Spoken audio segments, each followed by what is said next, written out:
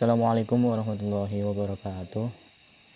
Nah, di sini saya Erwin Santoso akan mencoba untuk menjelaskan mengenai PowerPoint yang sudah saya buat.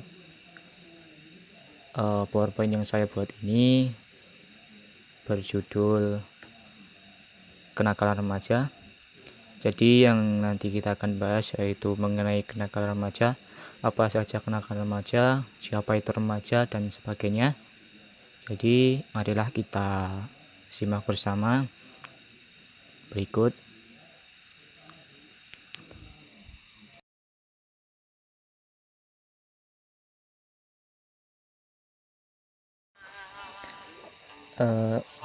Sebelum kita memasuki ke topik tentang kenakalan remaja, terlebih dahulu saya sampaikan data diri saya atau biografi saya.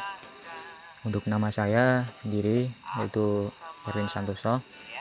Alamat saya Nganjir, Karangsari, Semin, Gunung Kidul, Yogyakarta.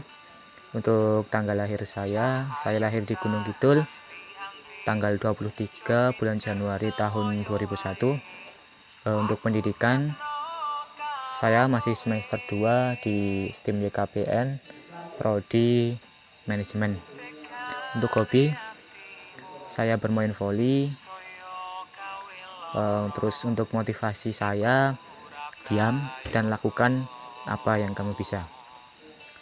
Selanjutnya untuk nomor telepon 0855 2629 6793. Selanjutnya alamat email saya yaitu erwinsantosa46@gmail.com.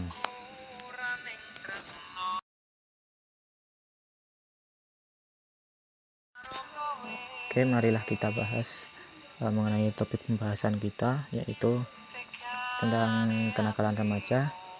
Di sini yang akan kita bahas nanti mengenai pengertian kenakalan remaja, faktor-faktor, jenis-jenis, dan cara mencegah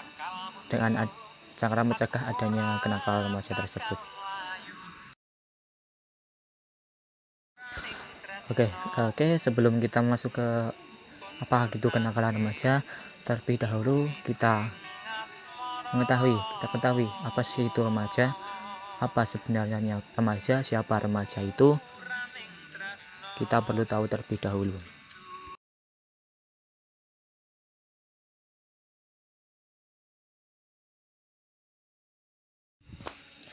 Oke, apa itu remaja?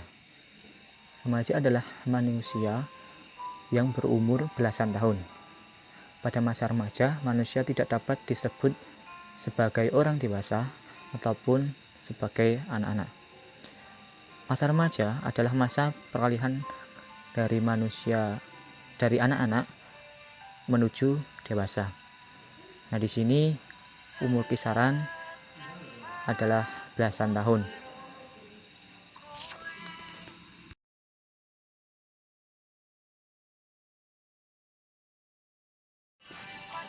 Oke, setelah kita mengetahui apa itu remaja, selanjutnya siapa itu remaja?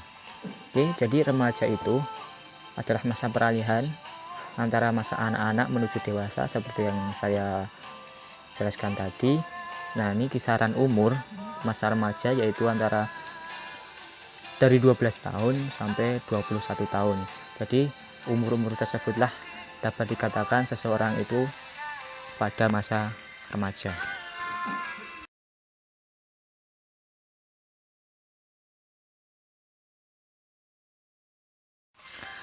Oke, selanjutnya kita masuk kepada pengertian kenakalan remaja. Apa sih itu kenakalan remaja? Jadi, menurut Kartono, seorang ilmuwan sosiologi, mengatakan bahwa kenakalan remaja merupakan gejala sosial pada remaja yang disebabkan oleh suatu bentuk pengabaian sosial akibat mereka mengembangkan bentuk perilaku yang menyimpang. Jadi di sini ilmu sosial yang mereka miliki, aturan-aturan mereka abaikan. Jadi mereka melakukan perbuatan yang menyimpang dari aturan-aturan sosial tersebut.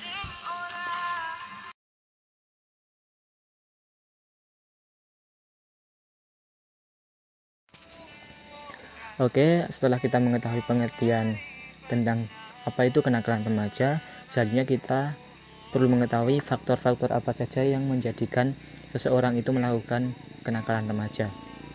Nah, faktornya terdapat dua, yaitu faktor internal dan faktor eksternal. Untuk yang pertama, kita bahas dulu faktor internal. Faktor internal di sini ada dua. Yang pertama, mencari identitas diri. Seorang remaja itu belum memastikan dirinya itu seperti apa dan di kemudian hari ingin menjadi seperti apa. Jadi seorang remaja akan melakukan segala hal demi mencari bakat dan minatnya, sehingga hal tersebut dapat memicu terjadinya kenakalan remaja. Yang kedua yaitu kontrol diri yang lemah atau labil, sehingga tidak bisa membedakan tingkah laku yang baik dan tidak baik untuk dapat diterima di masyarakat yang berakibat akan tersesat pada perilaku nakal. Nah, di sini ketika mereka mencari identitas diri tersebut, nantinya akan ada hal-hal yang baik dan hal-hal yang buruk masuk ke dalam dirinya. Nah, ketika tidak dapat mengontrol, seorang tersebut dapat melakukan kenakalan remaja. Ketika kontrol dirinya yang lemah, mereka akan mudah sekali untuk tergoyahkan sehingga dapat melakukan kenakalan remaja tersebut.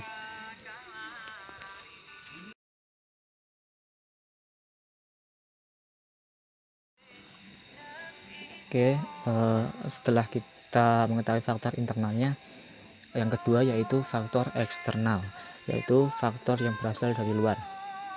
Faktor itu sendiri yang pertama yaitu perceraian orang tua atau keluarga yang tidak harmonis. Hal tersebut kenapa dapat memicu terjadinya kenakalan remaja? Karena seorang remaja itu tidak mendapatkan perilaku yang baik terhadap dirinya, dan mereka akan mencontoh orang tuanya yang berantakan, sehingga hal tersebut dapat memacu terjadinya kenakalan remaja. Yang kedua yaitu pendidikan yang salah di dalam keluarga, biasanya dimanjakan atau malah mendapatkan kekerasan. Nah, di sini ketika pendidikan yang salah sangat berpengaruh terhadap perilaku seseorang atau remaja, sehingga dapat memicu terjadinya kenakalan remaja. Untuk yang ketiga, tidak dibekali dengan pendidikan agama. Agama merupakan suatu hal yang penting dalam kehidupan kita, sehingga tanpa agama mungkin kita akan menjadi labil, sehingga tidak bisa mengontrol diri kita mana yang baik dan mana yang buruk, sehingga agama itu perlu. Jika tidak ada agama atau agama kita buruk, maka mudah saja kita melakukan perbuatan-perbuatan yang salah tanpa kita ketahui bahwa hal tersebut adalah salah. Untuk yang keempat yaitu salah pergaulan atau memilih teman itu salah. Nah, di sini seorang remaja itu kan mencari identitas diri. Ketika teman-teman mereka itu tidak baik, maka mereka akan ikut-ikutan menjadi tidak baik. Nah, itulah yang dapat memicu kenakalan remaja. Yang selanjutnya yaitu komunitas atau lingkungan tempat tinggal yang kurang baik. Nah, di sini lingkungan di sini bisa tetangga dan sebagainya. Nah, di sini ketika hubungan seorang remaja dan tetangga itu tidak baik, maka remaja tersebut pun juga akan merasa mereka itu tidak penting bagi anggota atau warga-warga di sekitar, sehingga mereka akan frustasi sehingga melakukan hal-hal yang buruk. Nah, selanjutnya yang terakhir yaitu informasi global atau media massa, internet, TV, video, film, game yang lain-lain. Nah, di sini yang menyebabkan kenakalan remaja itu adalah teknologinya. Kenapa? Kan di zaman sekarang teknologi adalah suatu hal yang familiar. Jadi dengan teknologi kita bisa mengakses segala hal tanpa kita ribet. Jadi sesuatu hal itu dapat kita akses dengan media, dengan internet, sehingga hal-hal dari media itu, hal-hal yang buruk dari media itu dapat mempengaruhi pikiran dari remaja tersebut, sehingga bisa saja remaja tersebut mencontoh hal-hal yang buruk dari apa yang ditampilkan di media sosial tersebut.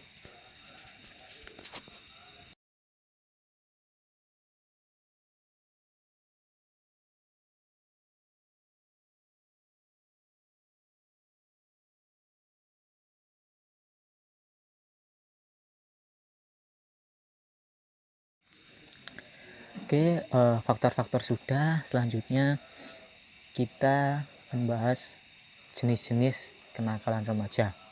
Nah, di sini yang saya ingin sampaikan yaitu ada 5 jenis-jenisnya. Yang pertama itu penyalahgunaan narkotika. Yang kedua yaitu penyimpangan seks bebas. Yang ketiga yaitu pornografi.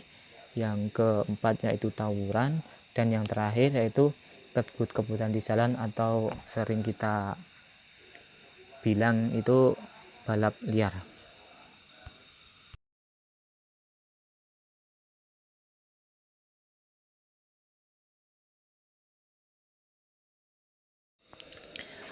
Oke, untuk yang pertama jenis-jenis kenakalan remaja, untuk yang pertama yaitu penyalahgunaan narkoba. Penyalahgunaan narkoba itu sendiri adalah suatu pemakaian non medis atau ilegal yang melanggar hukum terhadap barang-barang yang dinamakan narkotika, psikotropika, dan obat-obatan aktif yang dapat merusak kesehatan dan kehidupan manusia memakainya. Jadi mereka menggunakan obat-obatan yang sudah saya sampaikan tadi, yaitu narkotika, psikotropika, dan obat-obatan adiktif, itu digunakan tanpa anjuran dari dokter atau medis, sehingga efek dari obat-obatan tersebut dapat mengganggu kesehatan, dapat merusak tubuh dari si pengguna tersebut.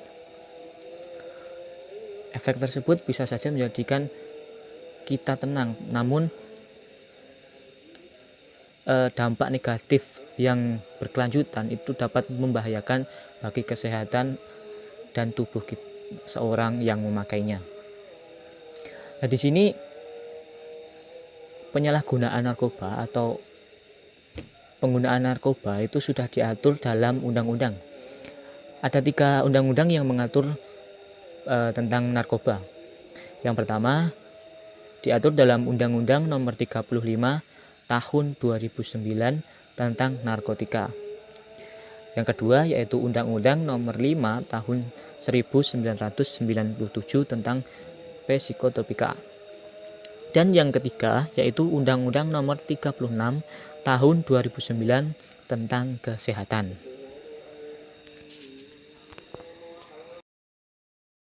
Oke, selanjutnya yaitu jenis-jenis narkoba dan obat-obatan terlarang. Yang pertama yaitu morfin, dapat dilihat seperti di gambar. Yang kedua yaitu heroin. Yang ketiga yaitu kokain, berbentuk bubuk. Dan yang keempat yaitu ganja, tanaman yang biasanya penggunaannya dihirup. Terus yang kelima yaitu LSD, itu seperti gambar. Terus yang ke-6 yaitu opium,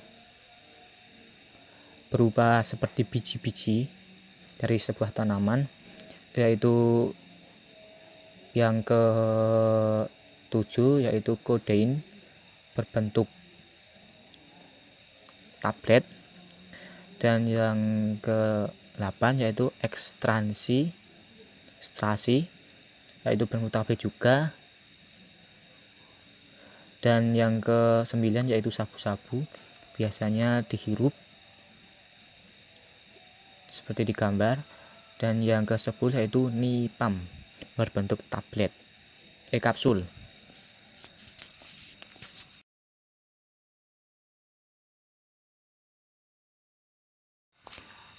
Yaitu selanjutnya kita tampilkan yaitu contoh kasus seorang remaja yang terjerat kasus narkoba. Diambil dari CNN Indonesia, seorang remaja berinisial RS terlibat dalam kasus narkotika jenis ekstansi jaringan internasional Nigeria Indonesia. Karena masih di bawah hukum, status RS saat ini ditetapkan sebagai anak yang berhadapan dengan hukum atau ABH. Sebelum penangkapan di Res Narkoba Polda Metro Jaya menerima informasi terkait transaksi jaringan internasional jenis ekstansi yang dikendalikan oleh seorang pria warga negara Nigeria bernama Paul. Kami mendapat informasi ada pengiriman ekstansi dari Prancis ke Indonesia. Rencananya barang itu akan diedarkan di Indonesia, kata Kabid Humas Polda Metro Jaya.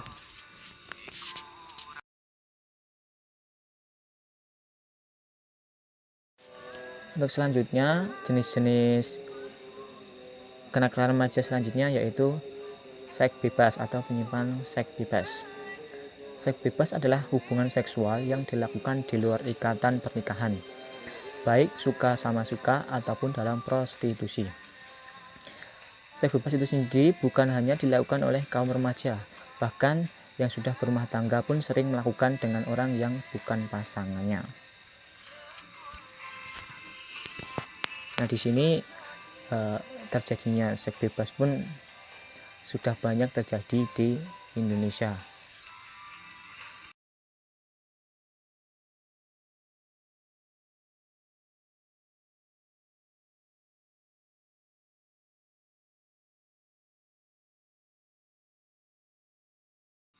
Oke, selanjutnya saya tampilkan untuk proses atau biasanya terjadinya penyimpangan seksual atau seks bebas.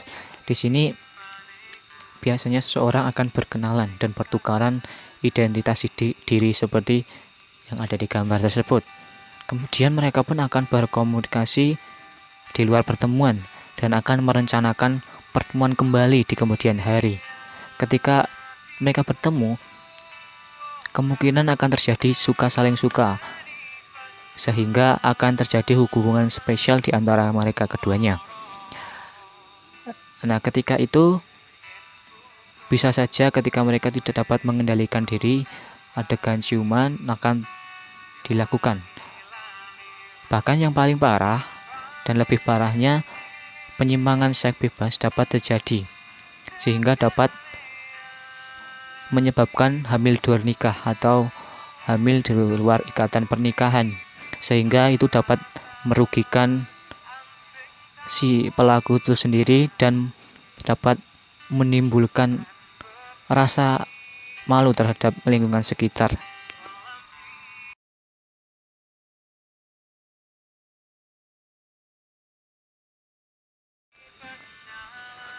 Oke, selanjutnya yaitu contoh kasus yang melibatkan seorang remaja terjerumus ke dalam penyimpangan seks bebas.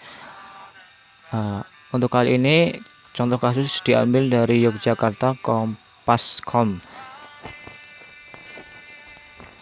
Jajaran Polsek Semin, Kabupaten Gunung Kidul, Yogyakarta mengamankan 4 seorang remaja usia belasan tahun dan 1 diantaranya berusia di bawah umur karena melakukan pencabulan terhadap seorang siswi SMP. Polisi memburu 2 orang lainnya yang melarikan diri. Kapolsek Semin AKP Haryanto menyampaikan pihaknya mengamankan RS, AD, YR, dan KS karena laporan dari keluarga siswi SMP yang melaporkan pencabulan yang terjadi pada hari Sabtu tanggal 5 bulan 1 2019. Kami masih memburu 2 orang lainnya. Total ada 6 orang pelaku dan kami baru menangkap 4 orang, katanya saat ditemui di Mapolsek Semin pada hari Kamis 24 Januari 2019.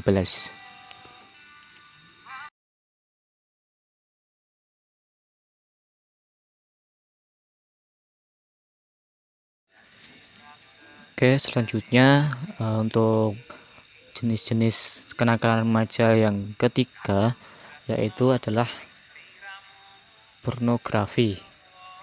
Itu diatur dalam Undang-Undang Nomor 44 Tahun 2008 tentang peraturan pornografi. Pornografi itu sendiri adalah materi seksualitas yang dibuat manusia dalam bentuk gambar, foto, tulisan, dan lain-lain yang dapat membangkitkan hasrat seksual, melanggar nilai kesusilaan.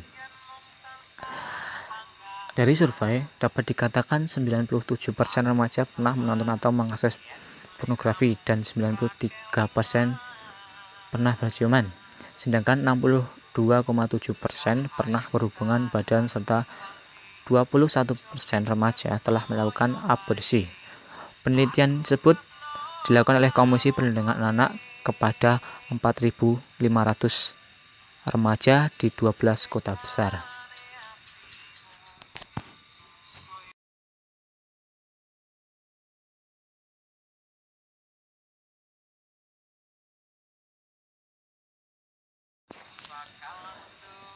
Kemudian larangan dan pembatasan pornografi itu diatur dalam pasal 4 ayat 1 yang berbunyi setiap orang dilarang memproduksi, membuat, memperbanyak, menggandakan, menyebarluaskan, menyiarkan, mengimpor, mengekspor, menawarkan, memperjualbelikan, menyewakan, atau menyediakan pornografi.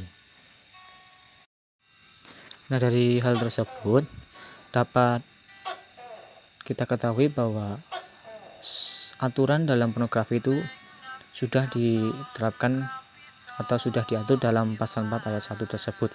Jadi larangan-larangan itu sudah jelas dan sudah dibuat oleh pemerintah.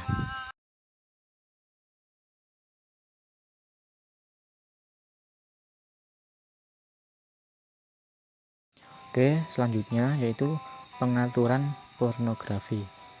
Itu dalam pasal 3 Undang-Undang tahun 2014 disebutkan bahwa pengaturan pornografi bertujuan untuk yang pertama yaitu mewujudkan dan memelihara tataan kehidupan masyarakat yang beretika, berkepribadian luhur, menjunjung tinggi nilai-nilai ketuhanan yang Maha Esa, serta menghormati harkat dan martabat manusia.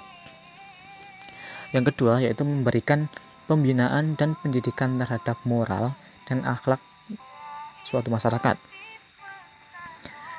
Yang ketiga yaitu memberikan kepastian hukum dan perlindungan bagi warga negara dari pornografi, terutama bagi anak dan wanita.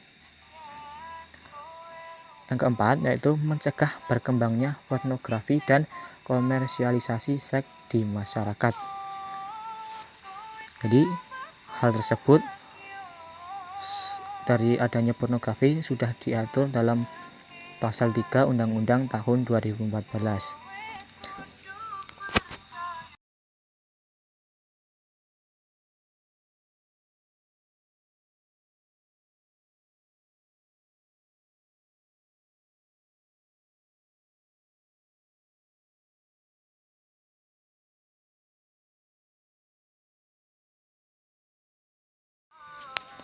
Yang selanjutnya yaitu ketentuan pidana yang diatur dalam Undang-Undang Nomor 44 Tahun 2008 pasal 29 sampai dengan 41. Yang pertama yaitu pasal 29. Berbunyi, setiap orang yang memproduksi, membuat, memperbanyak, menggandakan, menyebarluaskan, menyiarkan, mengimpor, mengekspor, menawarkan, memperjualbelikan, menyewakan, atau menyediakan pornografi sebagaimana dimaksud dalam pasal 4 ayat 1 dipidana dengan pidana penjara paling singkat 6 bulan dan paling lama 12 tahun, atau pidana denda paling sedikit 250 juta rupiah dan paling banyak 6 miliar rupiah. Kemudian pasal 31 mengatakan bahwa setiap orang yang meminjamkan atau mengunduh pornografi dipidana dengan pidana penjara paling lama 4 tahun dan atau pidana denda paling banyak 2 miliar rupiah.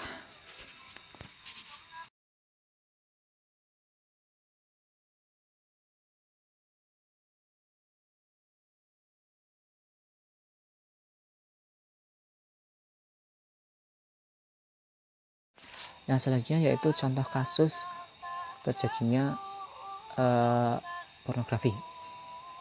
Itu terjadi di Banyuwangi. Kepolisian Resort Banyuwangi menangkap seorang remaja berinisial MR yang berumur 20 tahun lantaran mengunduh video mesum berjumpa dengan kekasihnya yang masih di bawah umur di media sosial. Kepala Kepolisian Resort Kota Banyuwangi, Komisaris Besar Arman Asrama Syarifuddin mengatakan video tersebut sempat viral dan menjadi perbincangan publik. Polisi kemudian melakukan penyelidikan dan memeriksa sejumlah saksi dan mengerucut pada salah satu orang yakni MR. Selain itu, menurut pengakuan pelaku, korban juga sempat disetubui. Berdasarkan hasil penyelidikan, pelaku mengaku sengaja mengunduh dan mengunggah video tersebut agar terkenal, ujarnya, yaitu Arman, Selasa 24 Maret 2020 di Mapolresta Banyuwangi.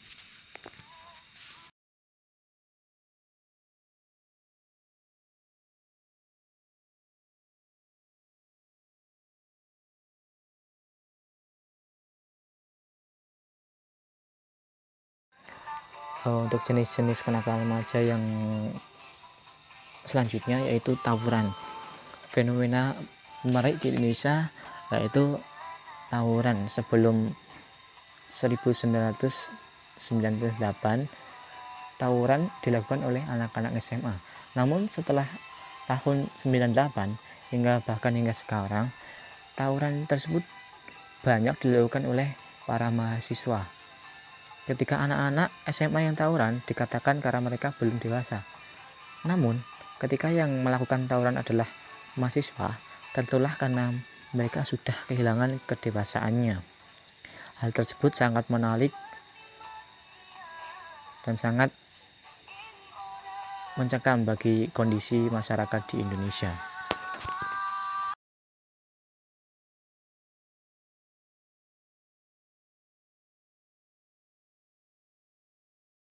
Terus selanjutnya yaitu penyebab terjadinya tawuran. Tawuran bisa terjadi karena hal-hal yang remeh yang dibesar-besarkan oleh si pelaku. Biasanya tawuran diawali dengan memaki, menghina, memukul, dan sebagainya. Nah, karena dilakukan banyak orang maka dinamai tawuran.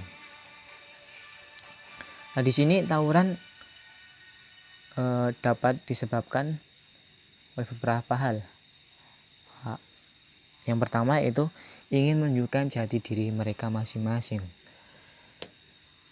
Seorang remaja yang belum mengetahui jati dirinya, maka mereka ingin menunjukkan bahwa saya bisa dan saya pantas, sehingga mereka akan melakukan hal apapun untuk mendapatkan sesuatu hal, sehingga mereka tidak terima jika mereka dihina oleh orang lain dan diremehkan oleh orang lain.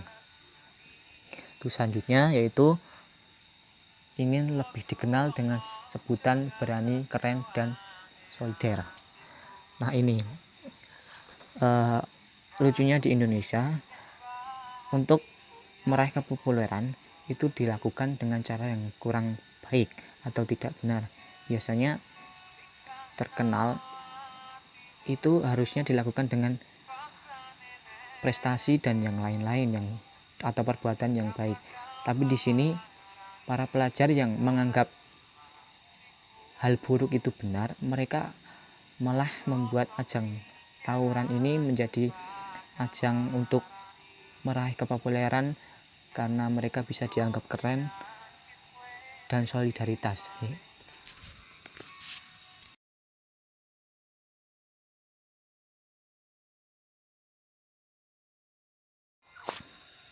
Kemudian yaitu contoh kasus terjadinya tawuran pelajar di Indonesia yang terjadi di Kota Bogor. Diambil dari kompas.com, Kepolisian Resort Bogor Kota pada Selasa 22 bulan 10 tahun 2013 menangkap dan menahan 2 siswa SMK YKTP dan 1 siswa SMK Yatek. Mereka terlibat dalam penganiayaan yang hampir menewaskan Hendro Pratama Putro, siswa SMK PGRI 2. 3 tersangka yang ditahan itu adalah AS 18 tahun dan ASR 17 tahun, siswa SMK YKTP Bogor, dan RSM 16 tahun, siswa SMK Yatek Bogor. Mereka dituduh menganiaya Hendro yang tidak bisa melarikan diri saat rombongan siswa YKTP dan Yatek tawuran dengan rombongan siswa PGRI 2 di Jalan Empang, Bogor Tengah, Kota Bogor.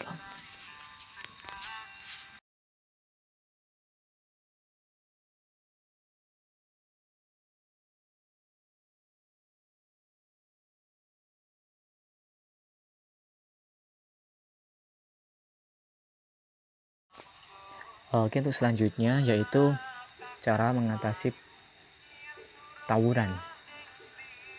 Terdapat 6 hal yang ingin saya sampaikan. Untuk yang pertama yaitu kita harus memiliki kecakapan dalam berpikir. Ketika kita mendapatkan ejekan dari teman kita harus pandai-pandai untuk menyikapi. Kita harus bisa membuktikan bahwa hal yang dikatakan teman kita atau ejekan dari teman kita itu salah tanpa harus menggunakan kekerasan. Selanjutnya yaitu yang kedua, kita harus bersabar. Ketika kita bisa bersabar, maka kita akan mudah untuk mengontrol semuanya dan tidak akan timbul terjadinya masalah-masalah yang baru. Dan yang ketiga yaitu ketika kita melihat orang yang tawuran, ketika kita melihat teman-teman kita tawuran, maka hal yang harus kita tindak kita harus melapor kepada pihak yang berwajib seperti kepolisian. Untuk yang keempat yaitu kita harus belajar mengenali dan menemukan informasi, mengelola dan mengambil keputusan serta memecahkan masalah secara kreatif. Ketika kita menghadapi masalah, ada teman yang mejek, ada teman yang menghina, kita harus berpikir secara kreatif. Kita harus memecahkan masalah tersebut tanpa harus adanya kekerasan sehingga tidak menimbulkan masalah-masalah dan tidak menimbulkan terjadinya tawuran. Untuk yang kelima yaitu kita tidak boleh terpancing ke dalam emosi. Kita tidak boleh terpancing untuk balik menyerang seseorang yang telah berbuat tidak baik kepada kita. Untuk yang terakhir, yang keenam yaitu kita ketika menghadapi seseorang yang tawuran, alangkah baiknya kita tidak harus ikut-ikutan, kita harus menghindari tawuran yang terjadi. Jadi kita tidak terlibat dalam kegiatan tawuran tersebut.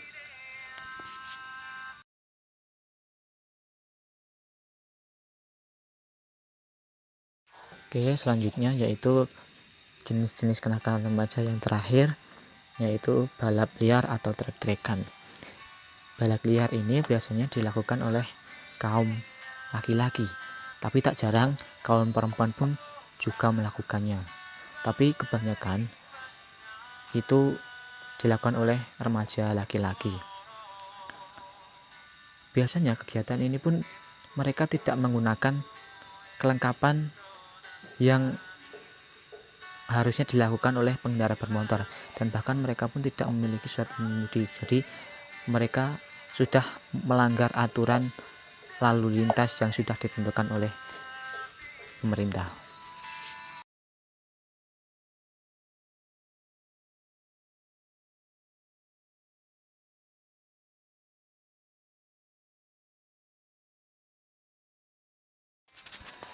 Balap liar atau trek-trekan ini juga sangat membahayakan bagi pengendara.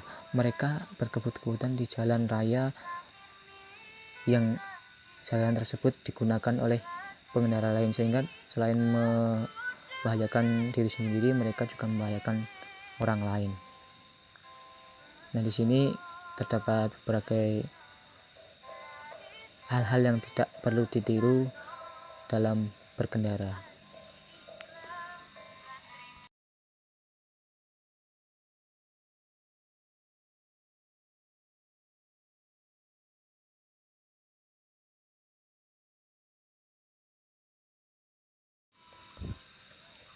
Selanjutnya yaitu contoh kasus terjadinya balap liar yang tertangkap oleh kepolisian, diambil dari kompas.com. Dari razia balap liar tertangkap 78 remaja di Polewali Mandar, Sulawesi Barat diberi sanksi hukuman mendorong motor sejauh 2 km.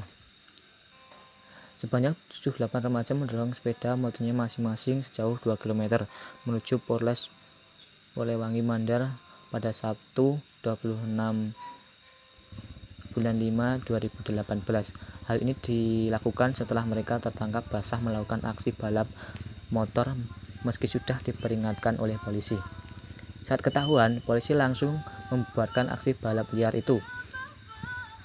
Aksi kejar-kejaran antara para bocah remaja dengan petugas pun tak terhindarkan. Bahkan ada beberapa remaja yang menyembunyikan motor mereka di antara semak-semak agar tidak ketahuan.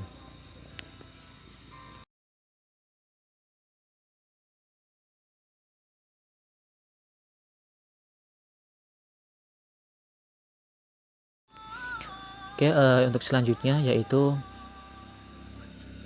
cara mengatasi kenakalan remaja. Ada 6 poin. Yang pertama yaitu orang tua harus dapat menjadi figur yang baik bagi anaknya. Jadi tingkah laku perbuatan orang tua itu menjadi cerminan seorang anak. Jadi seorang tua harus menjadi contoh tauladan bagi anaknya, sehingga anaknya pun menjadi seorang pribadi yang baik. Yang kedua yaitu seringnya komunikasi di dalam lingkungan keluarga. Komunikasi dalam keluarga sangat penting, sehingga para remaja tidak menganggap mereka dikucilkan atau mereka menganggap orang tua tidak sayang kepada dirinya. Jadi dengan adanya komunikasi antar keluarga yang tersebut dapat menumbuhkan rasa nyaman bagi remaja tersebut, sehingga mereka akan lebih mudah untuk mengontrol diri mereka. Itu yang selanjutnya, yang ketiga yaitu penanaman ilmu agama yang kuat. Sudah saya katakan di awal, agama adalah suatu pondasi dalam kita menjalani kehidupan. Jadi segala sesuatu baik buruk sudah diatur dalam agama. Ketika agama kita kuat, maka iman kita juga akan kuat, tingkah laku kita juga akan terkontrol dari ilmu agama yang kita miliki. Yang selanjutnya, yang keempat yaitu pilihlah teman yang baik. Teman yang baik juga akan mengantarkan kita kepada kebaikan. Teman yang baik pula akan selalu mendorong kita untuk berbuat baik, sehingga minim terjadinya kenakalan remaja dari seorang remaja.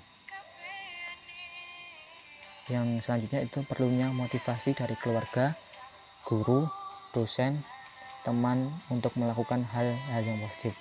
Dari sini lingkungan adalah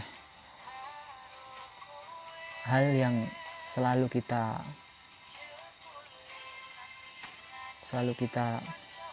temui di kehidupan kita sehari-hari. Dengan lingkungan yang baik, maka kita akan terdorong untuk melakukan suatu hal yang baik. Jadi perlunya adanya dorongan dari keluarga kita, lingkungan kita, tetangga kita, teman kita, untuk selalu melakukan perbuatan yang baik dan menjauhi perbuatan yang buruk. Selanjutnya yaitu yang terakhir, menyalurkan hobi yang positif agar terhindar dari perilaku yang menyimpang.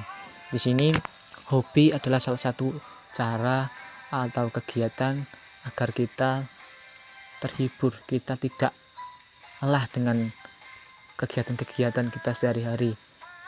Hobi dapat menumbuhkan rasa senang dalam diri kita sehingga kita tidak berpikiran untuk melakukan hal-hal yang negatif.